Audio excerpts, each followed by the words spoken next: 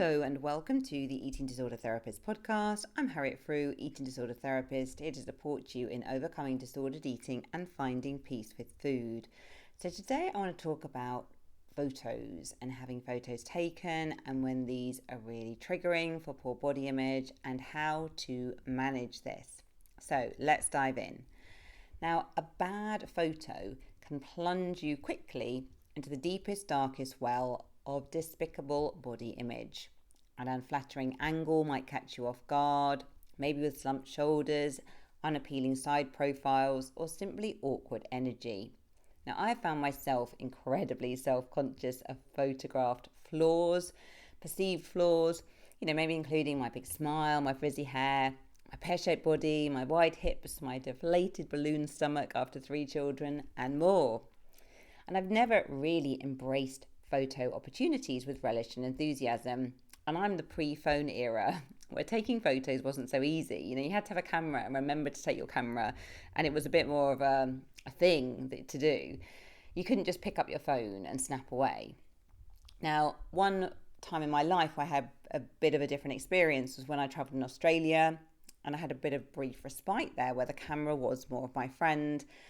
And I'm really thankful actually for taking those photos, because all of those memories I captured in my dusty albums upstairs to create waves of happy nostalgia. And it certainly helped. I was young, wrinkle-free and tanned back then. It was a gap year with little stress and days to fill with fun and frivolity. So in Australia, I had habitually trained myself to get comfortable in front of the camera. I learned how to pose and look a little more natural. And my travelling energy was optimistic and carefree, and the camera reflected this back. Now, sadly, I probably didn't really bring that back to real life. But let's talk about feeling better about photos and having your photo taken. So I'm going to go through 6 different points. So number 1, now I know with so many of my younger clients, but they're just in the habit of taking endless selfies. Being brought up with the phone, it's just a very natural, normal thing to do. But I guess when we take endless selfies, whether we're focusing on our perceived positives or our negatives, it's drawing the attention intensely back to you. And what happens, when we do this is self-evaluation becomes intrinsically connected to your last photo, how you look, and it can be quite a dangerous business because, in fact, what you focus on tends to expand exponentially in your consciousness. So if you're liking your photos, your mood might lift, at least temporarily. But if you don't, it's a slippery slope to body dissatisfaction and self-loathing. And I have clients who will photograph and video themselves numerous times a day to check their body. Now, if you're looking for a bloated stomach and then you're capturing it on camera, it's so hard to win, isn't it? Our human bodies are not kind of perfectly sculpted things. We are humans and we digest food and we, all the things really. It's very, very hard to win. When you look for the evidence of something being wrong, you're likely going to find it. So instead, if you recognize yourself here, aim to reduce some of these unhelpful photo habits, okay? And instead, you can still take photos, but take photos of things that really bring you joy and optimism, things outside in the world. Maybe a beautiful flower or historic site or something else entirely, just something else that, really spikes your interest. And of course, as well, take photos of yourself as you please, because you may be, this may be something that you just enjoy doing, but really think about the frequency and the purpose of each snapshot. If you're using it in a way to berate yourself, to critique your body, that is not helpful. And capture moments in time to reignite joyful memories with friends. Capture yourself maybe in a cute outfit or a moment where you just glow with exuberance, but less photos are probably more. Okay, number 2, recognize as well the limitations of photos. A photograph is a simple snapshot in time. It is not the whole of you, but rather a glimmer. One photo cannot capture your essence and completeness. Just imagine photographing a majestic tree from different angles. One photo might capture its magnificence and splendor. Another photo might show the damaged branches or gnarls and bumps through weathered years. The angle and lighting will influence the outcome too. So work to apply the same understanding to your own photos. Number 3, building self-acceptance and challenging critical thoughts. So zooming in with laser focus to examine your forehead lines or protruding stomach will not bring joy. This distorts your body perception and self-evaluation. Your body is far greater than reductionist critiques of these parts. So notice your critical thoughts. Recognize them, call them out, and say to yourself, I am no longer going to judge. I choose to offer myself acceptance, and repeat this many times. Think of the Taylor Swift documentary on Netflix when she was struggling with body image and everyone commenting about her body. And she talks about, being very drawn back into wanting to change her body, thinking that there's something wrong with her, being so influenced by the awful pressures. And she says, we're not going to do that anymore.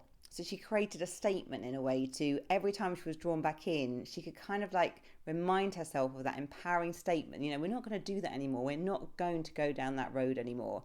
So you need to find a statement for yourself where you can start to recognize those critical thoughts and then divert them, divert it in a different direction. So begin to offer yourself some compassion and body respect.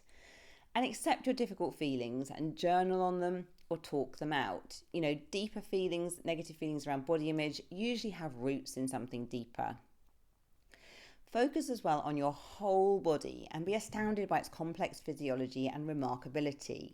Don't just focus in completely on aesthetics and completely judging yourself. And do all the things like practice optimal self-care, appreciate your body, really look after yourself. Again, then a bad photo isn't going to derail you so much because you've got that baseline of deep body respect. Notice your thoughts, words, and actions as well towards your body. Your body deserves respect and kindness, and focus on the parts that you can be more accepting of.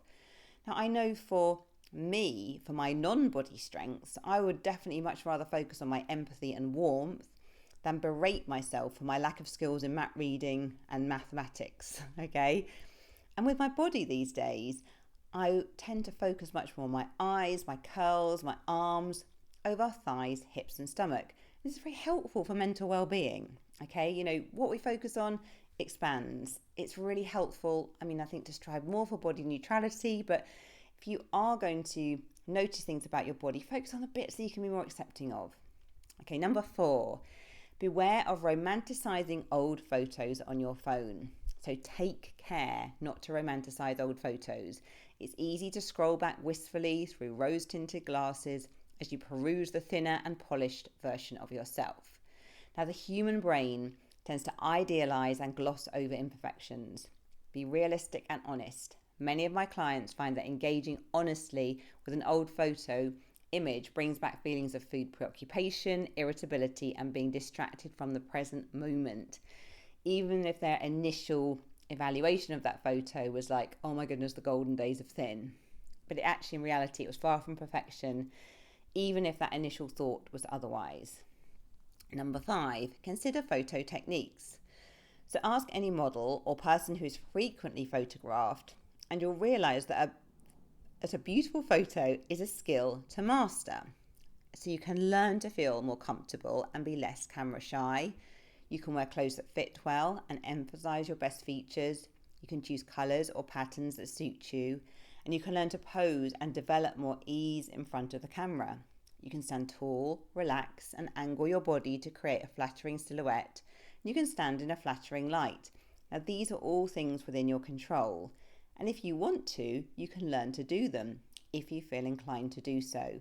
So again, it's realizing in a way that sometimes a bad photo is just because of you are not used to having your photo taken maybe, and you are not used to how to kind of pose and to stand in a more flattering light, etc.